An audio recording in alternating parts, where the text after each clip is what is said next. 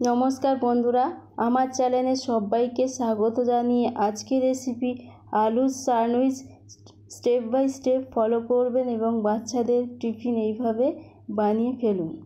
তো আমি এখানে একটা গোটা আলু নিয়েছি।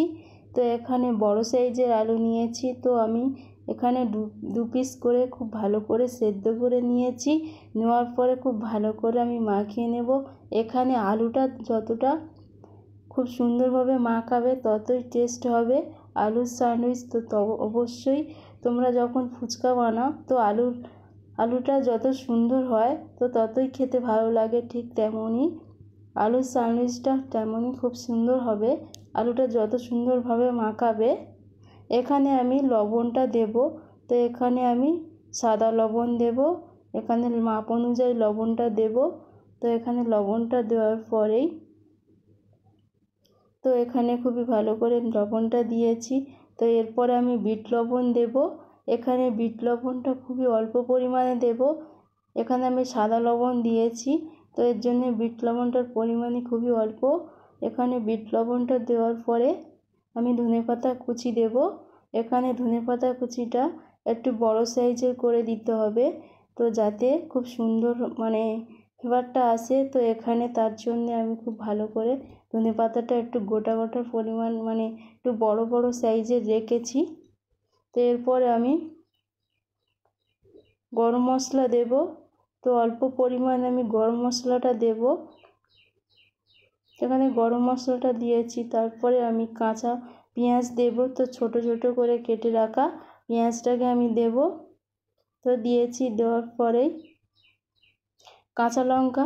তো এখানে কাঁচা লঙ্কার পরিমাণ আমি 4টে দিয়েছি। তোমরা অবশ্যই অল্প করেও দিতে পারো, এখানে তোমরা ঝাল বুঝে দিবে। তো এরপরে আমি সর্ষের তেল দিয়েছি। তো এখানে সর্ষের তেল দিয়ে খুব ভালো করে আমি মেখে নেব। তো এখানে যতটা সম্ভব খুব ভালো করে আমি মাখিয়ে নিয়েছি। তো এখানে আমি কিছুক্ষণের জন্য আমি রেস্টে রেখে দেব। তো এখানে রেস্টে রেখে দিয়ে আমি রুটিগুলো আমি পিস করে নিয়েছি। তো আগে থেকে আমি পিস কেটে নিয়েছি। এখানে আমি সস দেব, দিয়ে সস দিয়ে আমি গায়ে লাগিয়ে দেব। প্রত্যেকটা রুটির গায়ে আমি খুব ভালো করে এইভাবে আমি লাগিয়ে দেব। তো এখানে সমস্ত রুটিগুলো আমি রেডি করে নিয়েছি। তো এখানে খুব ভালো করে রেডি করে নেওয়ার পরেই আমি এখানে আলুটা রেডি করেছিল। তো এখানে আলুটা রেডি করে নেওয়ার পরে এখানে খুব ভালো করে দুটো রুটি আমি শেপ দিয়ে নিয়েছি। তো তোমরা এইভাবে শেপ দিয়ে নেবে। আর একটা আমি তোমাদেরকে দেখাবো। তো এখানে আলুটা দিয়েছি প্রথমে, দেওয়ার পরে আমি এখানে ওপরে রুটিটা দেব, দিয়ে খুব ভালো করে আমি এইভাবে রেডি করে নেব। তো এখানে দেখো খুব ভালো করে আমি রেডি করে নিচ্ছি। তো এখানে খুব ভালো করে রেডি করে নেওয়ার পর আমি ওখানে কড়া বসিয়ে দিয়েছি। তো এখানে কড়ার মধ্যে 2 টেবিল চামচ তেল দিয়েছি। এখানে সাদা তেল দিয়েছি, দিয়ে তোমরা সাদা তেল দিয়েই ভাজতে পারো। তো এখানে সাদা তেল দিয়েছি। তো এখানে সাদা তেল দিয়ে খুব ভালো করে আমি ভেজে নেব। এখানে কড়াটা খুব ভালো করে গরম করে নিবে, নাহলেই বসে যাবে। তো তার জন্য খুব ভালো করে কড়াটাকে গরম করে নিতে হবে। তো এখানে 1 পিঠ হয়ে যাওয়ার পরে আমি আর 1 পিঠ ভেজে নেব। এখানে গ্যাস সীমিত রেখে খুব ভালো করে ভেজে নিতে হবে আলুর স্যান্ডউইচগুলো। তো এখানে সমস্তগুলো আমি ভেজে নেব আমি এক এক করে। তো দেখুন এটা ভাজা হয়ে গেছে, স্যান্ডউইচ একটা রেডি হয়ে গেছে। তো এইভাবেই ভেজে তুলে নিবে। তো আর একটা পরিমাণ আমি দেখিয়ে দেব। তো এখানে আর একটা আমি ভেজে নেব।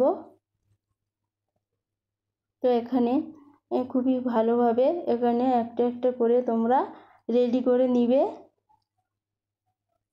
তো এখানে আমি 1 পিঠ হয়ে গেছে। তো আর 1 পিঠ আমি খুব ভালো করে রেডি করে নেব। তো এখানে যতটা সম্ভব তোমরা গ্যাসটাকে সীমিত রেখে খুব ভালো করে ভেজে নিতে হবে। তো তোমরা যদি বাচ্চাদের এইভাবে আলুর স্যান্ডউইচ বানিয়ে দাও তো আশা করি খুবই পছন্দ করবে। যারা টিফিন খেতে পছন্দ করে না তারা এইভাবে বানিয়ে খেতে পারেন। এখানে সমস্ত এখানে তেলটা আমি দিয়েছিলাম। তো এখানে যদি তেল আর কিছু তেল লাগে তো তোমরা অবশ্যই তেলটা দিতে পারো। এখানে তেল দিয়েছি, এখানে তেল দিয়ে আমি নামিয়ে নিব। তো এখানে আমি এবার কেটে দেখাবো তোমাদেরকে যে কেমন হয়েছে। এখানে মাঝখান দিয়ে আমি পিস করে নেব।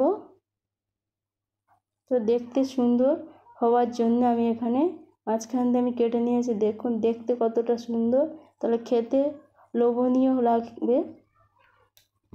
তো যদি আজকের রেসিপি তোমাদের ভালো লেগেছে থাকে অবশ্যই একটা কমেন্টস করে দেবে। একটা কমেন্টসে আমাদের ভিডিও বানাতে খুবই উৎসাহিত করবে। তো দেখুন খুব সুন্দরভাবে রেডি হয়ে গেছে। তো আজকের রেসিপি কেমন লাগলো একটা কমেন্টস করে জানাবে। আর যদি ভালো লেগে থাকে একটা লাইক করে দিবেন, তার সঙ্গে শেয়ার করে দিবেন এবং নিত্য নতুন রেসিপি পেতে পাশে থাকা বেল ঘন্টাটা ক্লিক করবেন। ভালো থাকবেন, সুস্থ থাকবেন, সাবধানে থাকবেন। নমস্কার।